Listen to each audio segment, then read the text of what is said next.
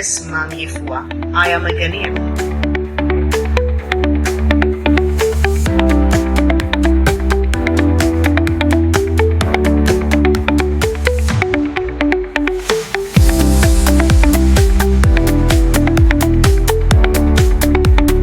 Les week-ends à Bakechi sont très intéressants.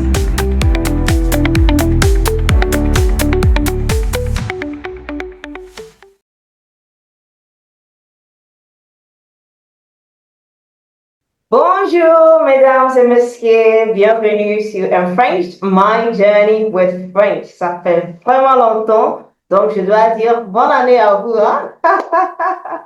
Ok, comme vous le savez déjà, moi je m'appelle Madame Wilhemina Darkwah.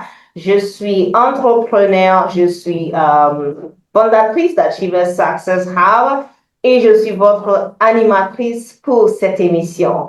Hello, everybody, and welcome to my YouTube channel that is here. It's Be Enfrenched. Francophone Be Enfrenched, but this show is Enfrenched, My Journey with French. As you know already, my name is Madame Wilhemina Darkwah. I'm the founder of Achievers Success Hub. I'm an entrepreneur and also the host for this show.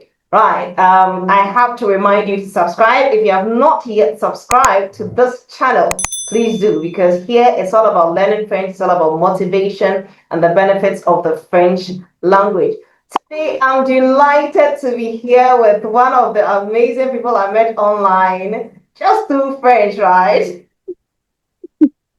Yeah, so it's Elinam. She's called Elinam, Madame Elinam Agbokey Prah. And I'm super, super excited to have her here. I've been trying to get her since last year, but you know, French people, these French Ghanaians, busy, busy, busy. So it's always an excitement for me to finally get them and bring them on here. Right. So I'm going to allow her to do the full introduction of herself. All right. So bienvenue, Madame. Merci beaucoup, Madame Darkwah. C'est un grand plaisir d'être là avec vous. Oh, merci. OK.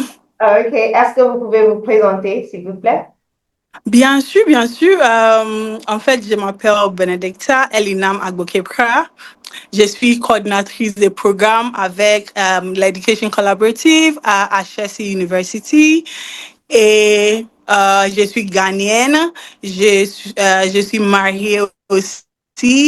Je n'ai pas encore d'enfants, mais bientôt on verra, on verra. Et je suis très, très, très contente d'être là avec toi aujourd'hui. Merci. Merci. Moi aussi, je suis très honorée, très contente de vous avoir ici. Est-ce que vous pouvez dire tout ça en anglais pour nos spectateurs? Bien sûr, pourquoi pas. Hello, everyone. My name is Benedicta Elinam Agbokey, but most times I leave the Benedicta aside and I use just Elinam Agbokey Prah because I am a Ghanaian and I am very proud of my Ghanaian background. So I like to use the African name. Okay, that is just by the way. I am a programs coordinator at the Education Collaborative at Ashesi University, and I am so, so happy to be on Madame Wilmer's channel today. It's been a long time coming. Thank you for having me. Thank you too. Thank you too. Okay, so let's zoom into the conversation. First of all, j'aimerais savoir si la langue française vous a aidé dans votre parcours professionnel. I'd like to know if the French language has helped you in your professional journey. Bien sûr, merci pour cette question. En fait, vraiment, beaucoup m'a aidé parce que mon travail actuellement, les gens cherchaient quelqu'un qui est bilingue pour gérer des programmes, pour diriger l'engagement entre les institutions francophones comme on travaille avec les institutions bien l'enseignement supérieur, on va dire higher education. Donc, c'est à cause de ça, c'est à cause de mes compétences en français qui m'a aidé à trouver ce travail. Donc, je vais dire un grand oui. D'accord, tu peux dire ça en anglais aussi? Okay, bien sûr. Okay, so yes, French has really helped me in my current job. it's because of my ability to speak French or my bilingual skills that I got that job, because my organization was looking for someone who can manage engagement between Francophone institutions as we work with universities across Africa. And it is the reason for which I have my job right now. So I'll say a big yes to if French has helped me in my professional life. Of course, it has. Thank you. How did you learn the language? Comment est-ce que vous avez appris la langue? Ça, c'est une très, très question intéressante. Parce que, on va dire, depuis les primaires, quand j'étais au primaire, j'avais pas l'envie d'apprendre le français. Ça, c'est la vérité.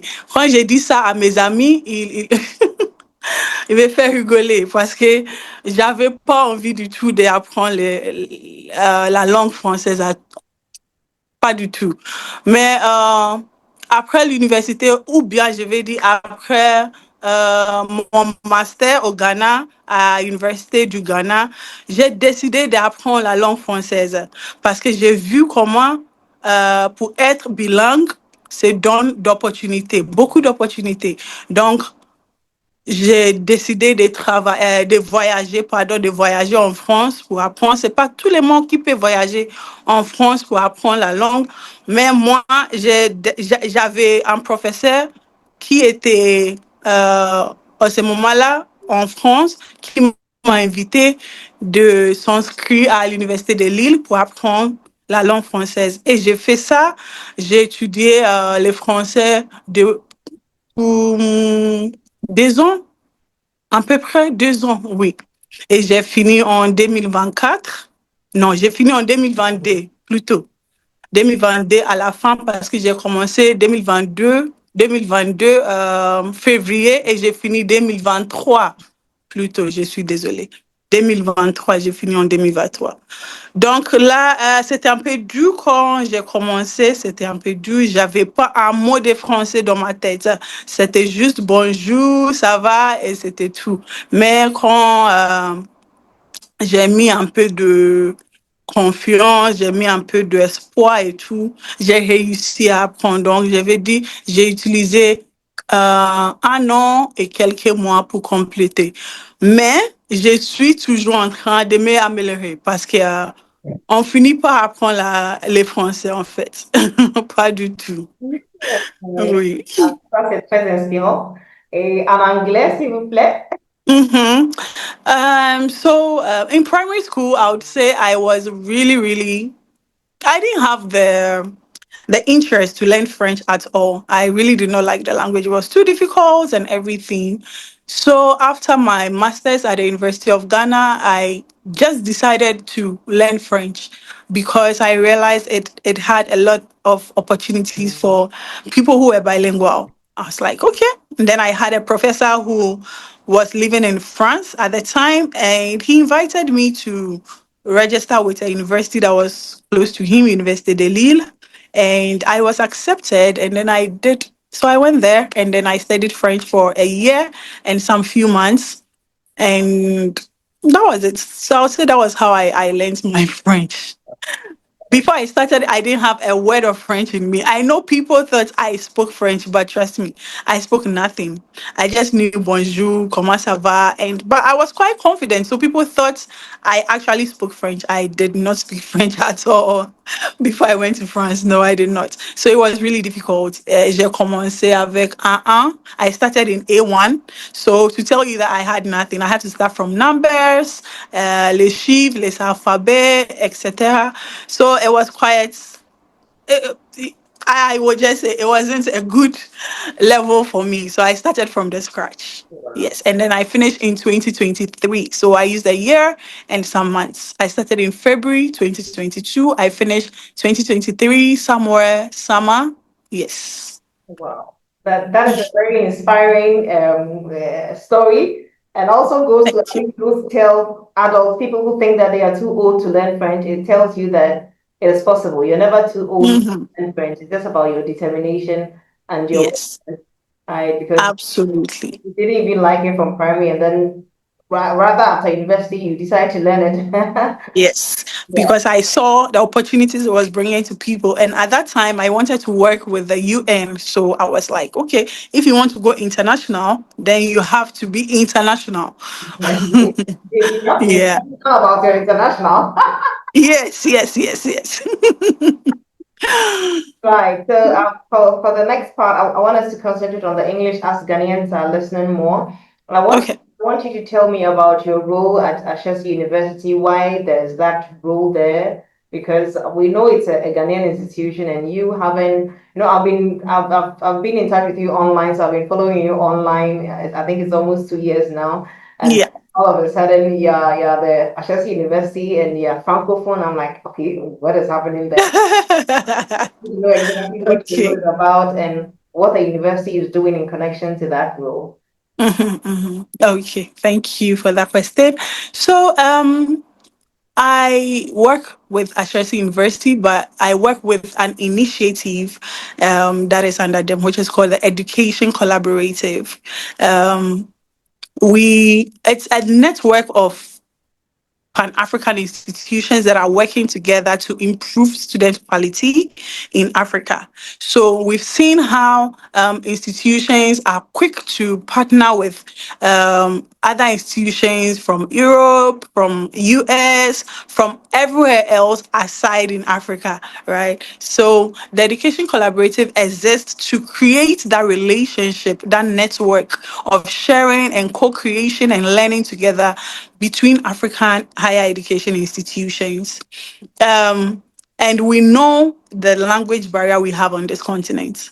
So the Education Collaborative started with Anglophone institutions, but then we realized that if we are going to do just African institutions, then we are not going to solve the whole problem that is on the continent. As Kwame Nkrumah would say that the liberation of what Ghana is incomplete or meaningless unless it's linked to the total liberation of the African continent. So it's something like that the Education Collaborative has, that if we focus on only the Anglophone institutions, then we'll be leaving some other very important institutions aside or leaving them out as well. So why don't we find a way to bridge the language barrier so that even Francophone institutions and Anglophone institutions could work together to reach this goal that we are all looking at, to improve student quality, to make sure they are employable, to make sure they have ethics and leadership competencies within them, to create enterprises, to be entrepreneurial,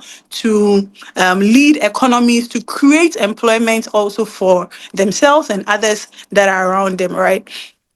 So it is why this role was created, to be a link between the Anglophone institutions and then the Francophone institutions, to be the one that will lead the engagement with Francophone institutions. So whatever the Anglophone institutions are doing, we'll be doing same thing for Francophone institutions, and not just doing same for them, but they will be able to also connect and learn among each other. And one way we did that was to introduce what we call Parlons Ensemble, an avenue of basic French learning where we teach Anglophone speakers how to speak French. So we finished it. It lasted for 19 weeks where we took people through level A1 and A2, I would say, of conversational French. We also did a little of business French, like how to have meetings, how to write an email, how to take a rendezvous, which is an appointment, etc. So I would say that's basically all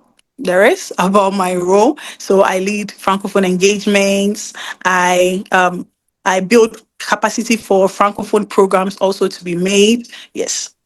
Wow. Wow. That's great. I'm highly should I say touched by this because as I keep saying, I've been running my business for like 13 years now, and that I've been focusing on the French, everything, basically everything French. And then as you were saying, in our continent, when we talk about international, we're only thinking about Europe, the Americas, and everywhere else, Mhm. Africa. Right? Meanwhile, it is Africans who will understand the problems of Africans better. So if we're able to Absolutely. meet amongst ourselves and connect, we will be able to build things. However, I noticed that most of the very, very good resources are limited only to the Anglophone side. So those of us in Anglophone countries, we have a lot of resources, free this, free that we are benefiting from, that our brothers and sisters on the Francophone side, they don't have, unless somebody decides that I'm going to change it to French, so that they can access. Yeah. Right. So now that we are looking at helping our Anglophones to also speak the French, that means that we'll be able to transfer our knowledge, because it's like we are being a bit selfish.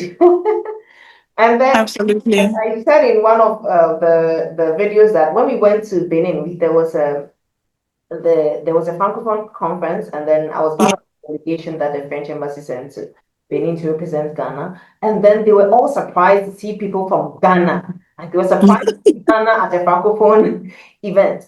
And they Yeah. wanted to connect with us. Initially, I was like, this is like, not like, I felt this is odd. Like, why are they behaving as if we are strangers here? The key thing from that whole thing is that they really, really want to connect with Ghana, if I should say it that way. They really want to connect with the Francophone countries, but the language barrier has been preventing that. So, in with regards to what you are doing, you are not only transferring knowledge or building connections, but you're also opening doors for us to engage with them. There are so many Yes. countries in Africa, even Ghana, we are surrounded by Francophone countries, and we can't even talk to them. So I mean, this is a great initiative, and I'm happy that something like that is going on. We hope that it will blow, and it will be everywhere. We'll hear more about it. And I know you went to Togo. Was it this month or last month? Please tell us what it was all about, what you went to do. Yeah, basically, I want to know. Okay. Thank you for your very kind feedback. I think everything you said is true. And so the idea is to be that link, the education collaborative, creating a link where Anglophone and Francophone institutions can learn together, can co-create together, can share ideas and experiences and innovative solutions as well to tackle issues or challenges they have in their respective institutions. Okay, so coming to Togo, one of our flagship events at the Education Collaborative is our convenings, what we call convenings. So the convenings are a moment where we bring together the decision makers, the educational stakeholders in all these various higher education institutions we have in Africa to rub heads together to bring solutions, to also voice out the challenges they are facing in their institutions. And then, for all you may know, once you voice it out, someone will have the solution because maybe they've gone through it already and propose solutions to how you can solve this problem in your institution. For the first time, we did it in a Francophone institution because this is the year we decided to go hard on integrating Francophone institutions in our collaborative, right? So we chose Togo to really give it that vibe that, okay, we are really working towards making our institution not just an Anglophone based network, but a Pan African network. Actually, who knows? We may later add some more languages like Portuguese, because I think we have Angola that speaks Portuguese, right? So, but for now, we are starting with Togo. So it was what we call the West African Hub convening. In the Education Collaborative, we have three hubs at the moment. So we know that the problem of Africa cannot be solved by just one way. It cannot be solved one way. So we have divided the continent into three regions. So we have West Africa, we have Eastern Africa, and then we have Southern Africa. So all the institutions within these geographical locations come together every year to provide solutions, to discuss pertinent challenges that they are facing, and to connect with each other, because sometimes you want to really probably find out how entrepreneurship is done in the University of Ghana. But because you don't know anyone there, you will not be able to get access to any information. But what the Education Collaborative does through this convening is that once you come to this convening, you are able to see the vice chancellor, pardon me, or the provost or any leader that is there right there, you're able to discuss with them directly. You have access to them. So the networking is very high, right? And then you don't just come and network, but you take home innovative solutions that your institution may be needing at that time. So basically, that's what we went to Togo to do this year. And it's something we do every 2 years. So we do it this year. Next year, we wouldn't do it. We will do it the upper year, that is 2028. So next year, it will be what we call the June convening, where that one, all the institutions within the different hubs come together. So that one becomes like our major gathering where every institution from west, east, southern come together to exchange, to learn, to co-create, to network, etc. Yeah. And at Togo, I was the MC for the events. And it was really interesting. So the MC, I was the French MC. We were two. I was the French MC for the events, and then we had the Anglophone MC as well. And people were really surprised to see a Ghanaian girl MCing in French. It was really interesting. It was interesting. But at the beginning, I think I was a little nervous when the role was given to me. But later, I was like, "Come on, what's the worst that can happen?" You know what I mean? So I just took it up. It's the first time I'm actually emceeing in French, so I didn't know what to expect at all. But I think at the end of the day, I realized, okay, I'm actually progressing in my journey with French language. So yeah. Exactly, exactly. Because as you're saying, people think that those of us who speak it, we are always confident. No. Mm, Sometimes when you are no. called, because we don't live in a francophone country, when you're called upon to do something in French, there is that fear, but then we have Yeah. to master courage and tell ourselves that I'm going to challenge myself and I'm going to get it done. Yes. So I'm happy that Exactly. our viewers can see that we all go through those stages, even those of us Hmm. who come across as fluent, we all go through those stages. So those of you who are going Yes. to speak your French because you don't want to make mistakes, please know we Yeah. go through those stages. But we gather courage, we master courage, and then we continue with that. Great. So apart from the MC part, how did the whole experience feel like for you as a Ghanaian in that francophone environment? How did it feel, the whole conference itself? How did it feel? Okay. Right. So it was also the first time I was meeting directly or physically with all the institutional actors I had been communicating with over the months, right? With planning, with sending them information. It was the first time and everything was done in French. But now that you've seen them physically, you have to continue speaking, you have to continue explaining. And at some point, I had to do interpretation as well for some of the programs where we did not have the translation booths. So I had to do like the interpretation one on one. And then I had to, at some point, go to the market, and it's like French all through. You need something you want to order from the hotel, it's French all through. It was a great experience. I think it just brought back memories of my time in France. I really enjoyed my time in France. Oh, I wish I could go back, but I have a bigger goal to achieve here in Africa. So I'm happy being here as well. But I think the experience was good. I felt so happy again to be absorbed in the francophone community again, where everything you're hearing is French. Every signboard you see is French. I was so excited that when I was coming back, I went to buy another French book, storybook to read. So I was reading it on the flight all through till I reached Accra, and I was so excited. And I'm still reading the book. It's a really good one. So I think the experience was really good. Communicating with people firsthand in the language. I think it was really good. Okay. So the reason I asked that question, personally, the last time I went to a francophone country, let's say before the conference was 2007. Well, let's say Mm-hmm. I did my year abroad in France. That was 2007, 2008. I Okay. enjoyed the whole experience being immersed in French, but it's been years and I've not been to a francophone country again until Mm. 2024 when we went again. And so many memories were coming back. I felt so happy. Like, it felt I like can imagine. hearing French, talking with people, everything you hear all around you Yeah. French. And it felt so cool. Like,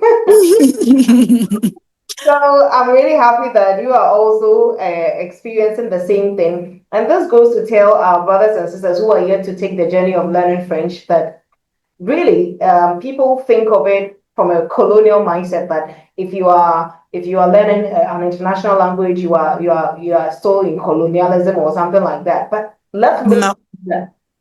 let's look beyond that. Let's look at how it helps us, even as Africans. Because as you said, you love France, you wish you could go back, but you have to come back and let your impact be felt here.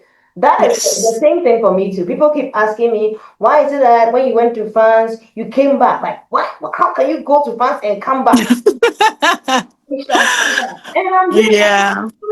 like, there is nothing in me that desires to live outside of Ghana, like outside of Africa. Mm. I loved France. I wish I could go back for a vacation and come back. But Yeah. I feel like we have the solutions that Africa needs. Mm-hmm.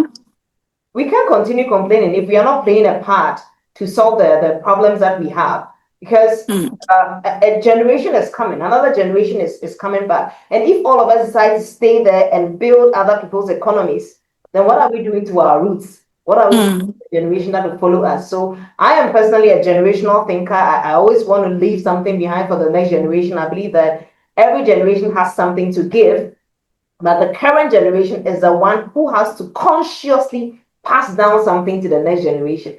We have to lay some things down. So even if you want to go and travel, do your part. When you are done, then you can go and live somewhere and enjoy yourself. But for now, with our energy and all the knowledge that we have acquired, very selfish of us to just Very. concentrate on enjoying somebody's economy whilst our own economies are crumbling. So that is so great to hear.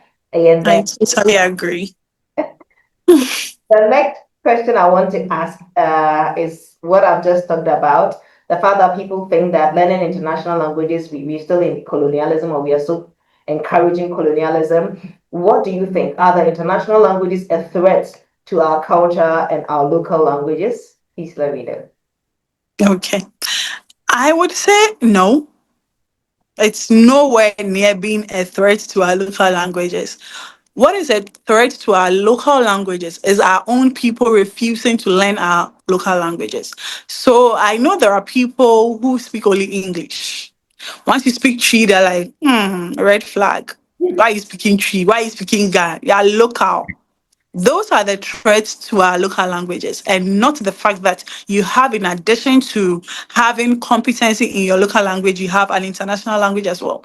For me, I speak how many local languages? I speak Tree, I speak Ewe, I speak Ga, I speak Fanti, I understand Ada. Um, yeah, that's 5 languages, right? And I'm very proud to speak these languages. And I wouldn't say because I'm speaking French, I will never speak Ga or Tree. I mean, most of my friends do not even speak French. So when I see them, it's all local languages, except when I'm in a professional setting and then I have to speak the English language. But I love to speak my local language a lot.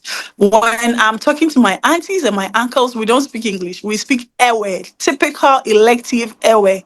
When I'm speaking to my girlfriends, we speak Ga, typical ones, elective ones.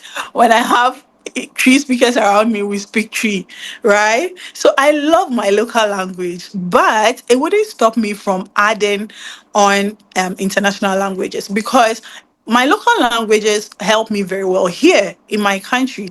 I'm able to communicate with diverse group of people that may not be from my ethnic group.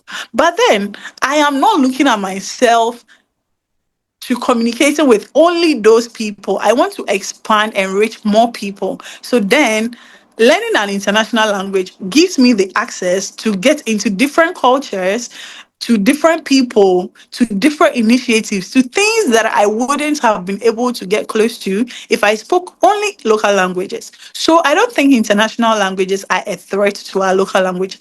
They are just an addition to how far we can go with our local language. Because sometimes through that international language, you get to be on a global stage. And then whilst there, you are just going about your activities, and then you hear someone speak your local language, and you're like, come on, what's it dang? What's it dang? And say, Matisa Wakatri, what are you talking about? And then at that point, you are able to connect with someone on a, you wouldn't have probably met the person ever if you were not in that international space, or if that international language did not carry you to that international space, right? And then you will now start working on projects that you never even imagined you could even bring yourself to do it. So I think the international language is an addition to whatever we can achieve with our local language. So if you speak local language, it's great, but don't limit yourself to learning only local languages. If you can, add on Spanish, French, whatever. And then when you get to the international stage, you also should be able to teach the people you meet there your local language. So when I was having my French studies in France, there were times I would teach people tree, because there was cultural sessions where you talk about your food, you talk about your country, you talk about a produce that is very is well known or widely known around the world. And there was a time I did a project on cocoa and kente in our class, and you'll be shocked. People in my class did not know that cocoa came from Ghana. They were mentioning all kinds of country. I'm like, please, my country is number one or number two producer of cocoa in the world. And then I put in a little tree to just mix everything. It was really nice. And because I'm on that international space, I was able to also teach them a few words in tree. So I think what limits the whole thing is you shying away from the local language, right? If you don't shy away from it and you are proud of it and you tell other people that you have this other language that you also speak that they don't know, then I don't think the international language is a threat at all. I do not agree to that notion. Yeah. Yeah, yes, you're so right. And talking about France, I think that I always say that one of the things that even made me love my culture more was my experience in France. Because some of our culture Hmm. inspired us to do presentations about the countries that we came from. And for the first time, Yeah. I mentioned my name. At that time, my surname, my maiden name is Daniel. I wrote my name Yes. on the board, and everyone, I think I had explained, either I had explained or one of my classmates, who was also a Ghanaian, I went to see them. He explained the various names, Friday, Monday, Tuesday, like how it's called. Yeah. And my name was Wilhemina Cornelia Daniels. And they said, from your friend's explanation, your name is not Ghanaian. It's your name. It doesn't even sound like. Got it. That was the first time I Yeah. thought, there's something wrong with my name. So I think that made me really aware of how our names also. So actually, the people that we Hmm. usually are called Benedicta because you're always using the Elinam, right? But for me, Yes. my parents Yes. are giving it to me. I have no option. I have to use it. But I told myself, ever have children, I'm going to make sure that every one of them has at least one local name that they are working with because you Hmm. cannot be carrying foreign identities like that. So in Exactly. times that I really came to appreciate my Ghanaian culture much more, and I became like more verbal about it, wanting people to know about it. So the international exposures rather help us to also bring people into our cultures.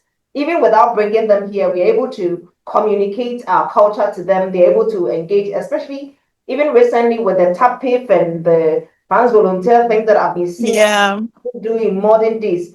They will be portraying Ghana in classrooms to white children. I'm like, wow, this is Mhm. beautiful. So you are so right. It's all up to us, as I've said from the beginning.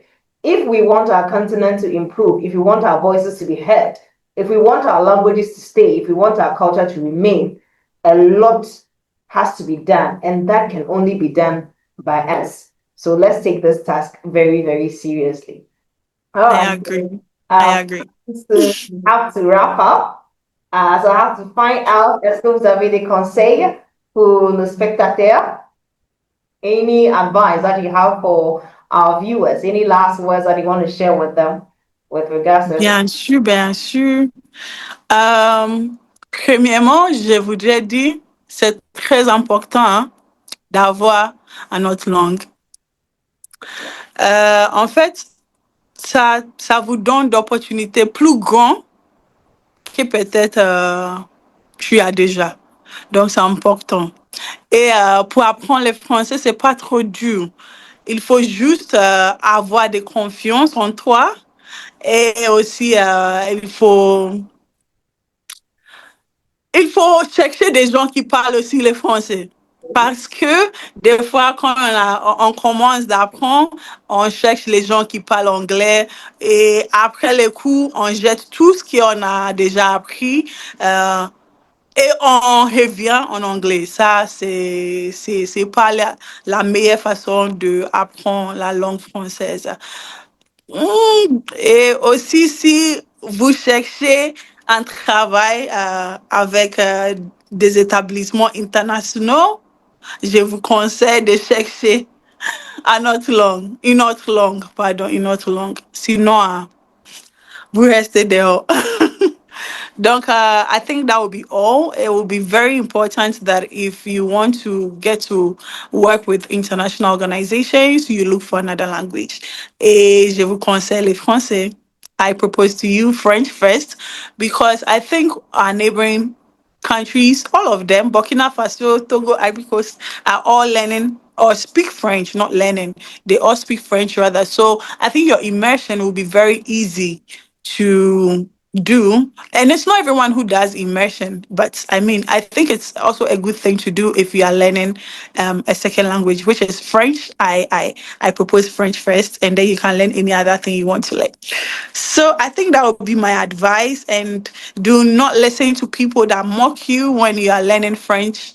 They will make fun of you. They'll say, "What do you want to do with French?" I mean, if they ask you that question, point to Madame Wilma. Tell them this is something you can do with French. Or if you forget to point to Madame Wilma, you can point to any other person that is doing very well with French. And then, yeah, I think that will be it.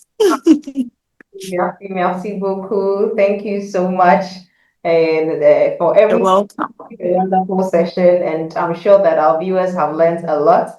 Yeah.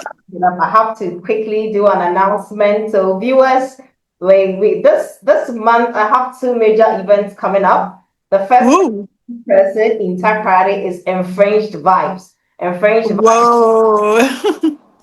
So we are coming together in a light-hearted meeting at a cool place called Berlin City Lounge, where we will Mm. have some drinks and some bites as we practice our French.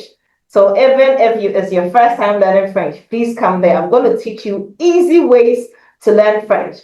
And if you have already started your journey and you need to connect with people, that is what this is all about. We want to make some connections, want to teach you how to build your own progress and connect with other people who are learning French or who are already speaking French. So that one is on 19th April, Sunday, 19th April in Takrady. That is Berlin City Lounge and Sports Bar, close to Kalima Junction, if you are the TTU, close to TTU. So please, you are welcome to be a part of it. The rate is just 150 cedis, just 150 cedis. You come and drink on top of it too. Only madam.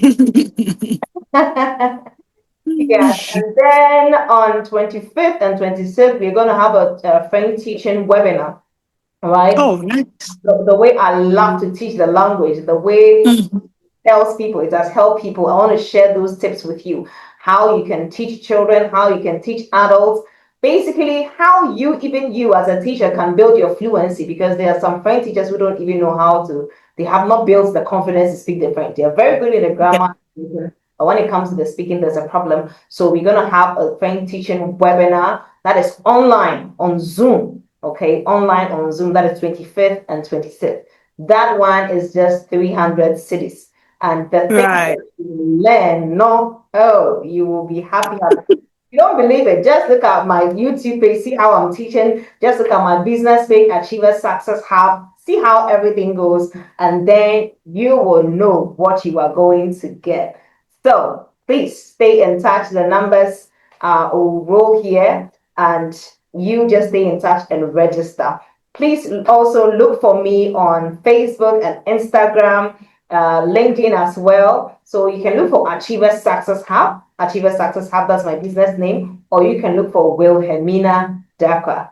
Wilhemina Darkwah. I prefer the Wilma Darkwah. Ideally, you're supposed to say Madame Darkwah, but I love the Wilma. Please just call you Wilma Darkwah, and I'm okay with it.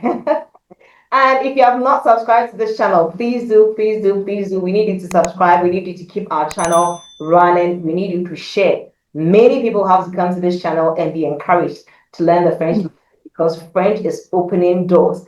And I don't want to be the only one enjoying it. I need a lot of people. I need an army of French speakers so that we'll all one day just march into Togo, march into Cote d'Ivoire, Yes. and have a chat with them, have events, and let everything flow so easily. So thank you all so much for watching. Thank you for listening. And thank you, merci beaucoup, Madame Elinam, d'être venue. I know you're so busy and it's been a tough thing for you, but I'm grateful that you made time for me. God richly bless you. Thank you so much for having me. I'm so glad I finally made the time. And I will be happy to do this again. It was actually a real fun time for me. I enjoyed sharing my experiences and I, I, I just love being here. Thank you so much for having me. Thank you. So we meet again. It is au revoir. Au revoir.